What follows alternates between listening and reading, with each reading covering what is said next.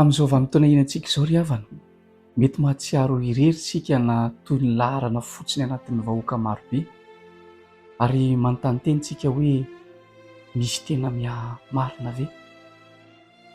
Tamin'ny andron'ny Baiboly ny fifandraisana akaiky indrindra fantatry ny olona ankoatry ny fianakaviana dia ny an'ny mpiandry-ondry tamin'ny ondriny. Ny mpiandry-ondry tsara dia mahafantatra ny ondriny tsirairay, miantso azy ireo tamin'ny anarany, mitarika azy ireo tany amin'ny toerana azo antoka, ary niaro azy ireo tamin'ny biby piremy na dia miainy aza no nataony takalo. Io sary feno fitiavana sy fiahiana io indrindra no nampiasain'i Jesoa ilazana ny tenany ao amin'ny Jaona 20:1-9 manao hoe izaho no mpiandry tsara.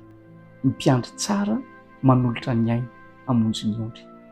Ny hevitra tiana ambara eto ry havana dia izao: ny fiahiana manokana ananan'i Jesoa anao.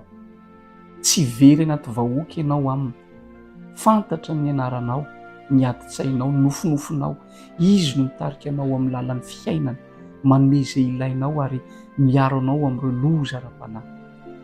Ny porofo lehibe indrindra amin'izany fitiavana izany dia nanolora ny ainy ho anao teo amin'ny hazo fijaliana. Raha mahatsiaro very ianao na osa na matahotra dia inoa ny feon'ilay mpiandry tsara izay miantso anao anio mba hanaraka azy ho amin'ny fiainana feno fiarovana sy fiadanana. Tahian-Jesoa ianao ry havana.